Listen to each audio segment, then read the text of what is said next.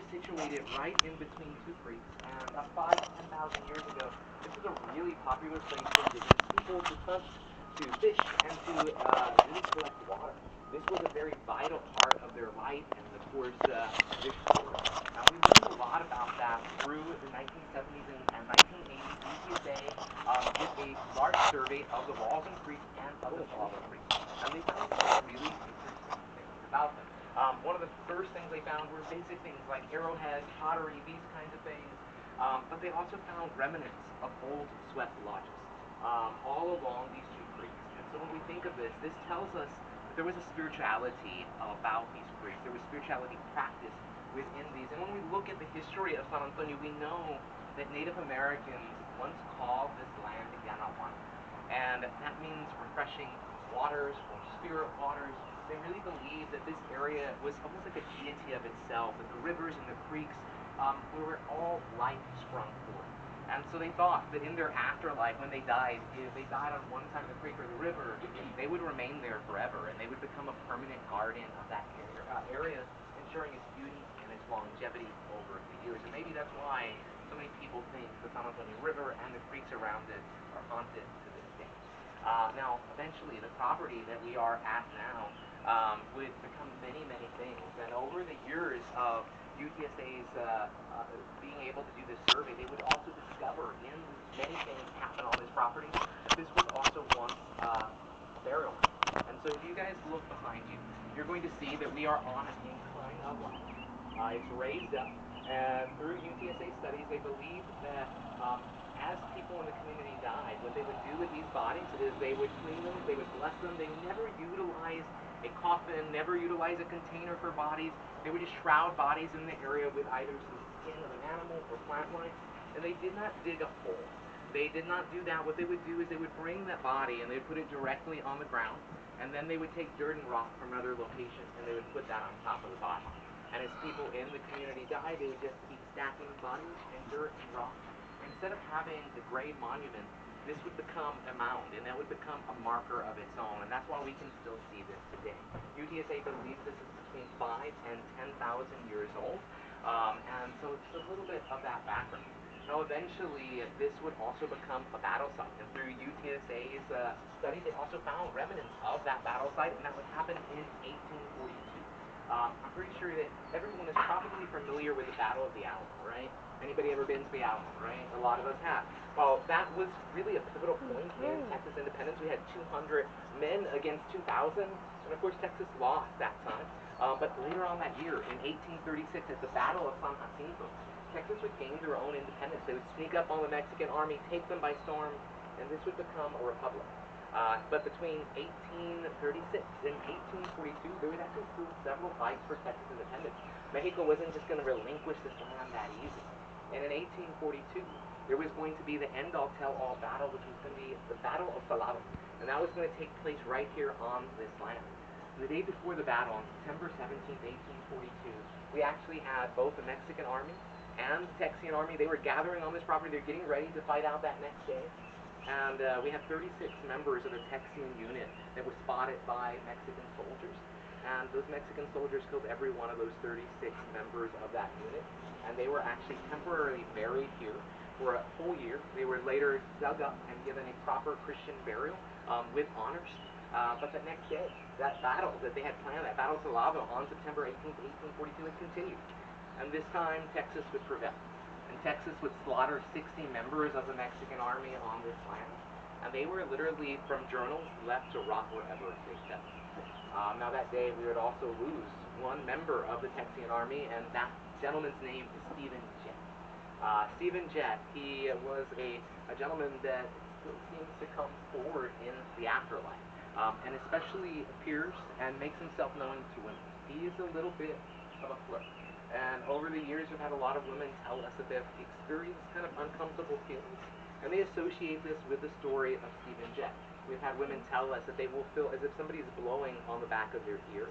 We've also had women tell us they felt a hand on their chest or on their thigh.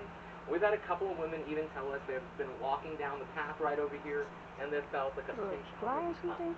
And so Stephen Jett seems to be a little bit flirtatious, likes to get women's attention, and for guys, It really doesn't show up at all. But one of the most interesting stories of Stephen Jett kind of takes place in the 1990s. Joanne Rivera, the current owner of the property, she was kind of new here at that time. She had been here less than 10 years, and she had really kind of fallen in love with a lot of this Native American history, learning about these sweat lodges, and she wanted to kind of bring a little bit of that back. And she thought, you know, I'm going to develop a sweat lodge series for women.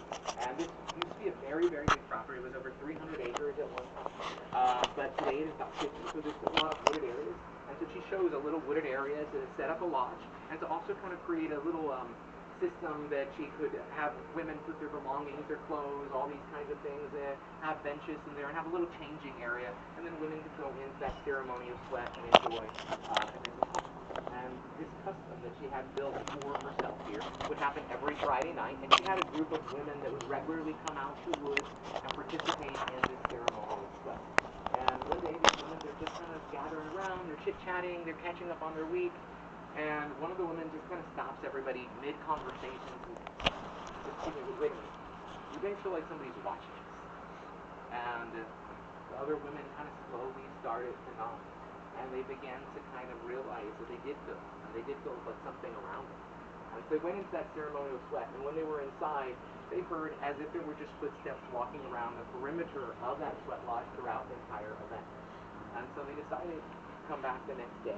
Both kind of made them a little bit scared and a little excited, and so they wanted to investigate this themselves. Now this is the 90s.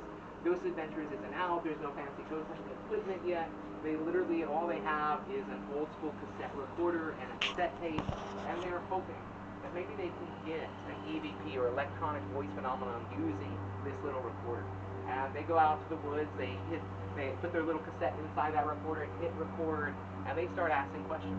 The first question they ask is, was anyone around us last night? And when they went back, they listened to that recording, they heard a response. And that response was simply, uh-huh. And so they went ahead and they asked another question, and they asked very bluntly, Stephen Jett, was that you? Were you watching the ladies undress last night? And after just a little bit of listening to that recording, they could very clearly hear, yeah. So perhaps Stephen Jett is still an active spirit that still visits women from time to time. Now, eventually, you know, this would also not just be a Native American burial site, an encampment site, and also a Texas state, battle site. This would also become a homestead, and that would happen in 1867. 1867, we had the very first home built on the property, and it wasn't right where we're standing. It was actually on the other side of the creek, and it was called the Prescott House. It was all built of native stone, and it was disassembled in 1950. But the people who built that, they were the Ripsteins. And the Ripsteins, they stayed on this property for about 20 years, but for whatever reason, they really had a very difficult life here. There was illness involved throughout their family. There was also mental illness. There was stays in state hospitals and institutions. This family kind of went through the ringer for whatever reason. And within 20 years, they would decide that they were going to have to sell this property, and they did that to an immigrant family that was named the Mahler family. And these immigrants, they were from Germany. And when they were in Germany, they had learned how to dairy farm. And it was really their American dream to come to Texas and to start their very own dairy farm. And they did that. In 1887, when they purchased this property from the Ripstein family, they would establish the Blue Bonnet Creamery.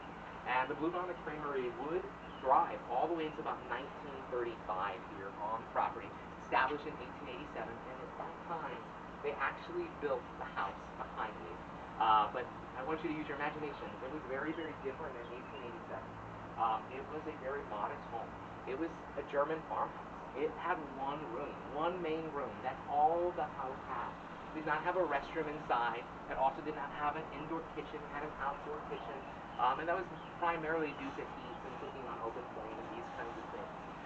And it would stay this way. The entire time the family owned the house, until the 1940s, it would really just be a one-room house. It wasn't until two sisters kind of set their eyes on this property when the Mahler family sold it in 1940 that this would kind of be transformed. It was the Holbrook sisters. They actually named the street that you drove down to get here after them. And the Holbrooks, they were two sisters that they had their own husbands. They had their own kids, they had their own lives, and they really, I think, wanted to live a lifestyle they couldn't quite afford. And so what they did is they put their money together. They bought 300 acres of property here, and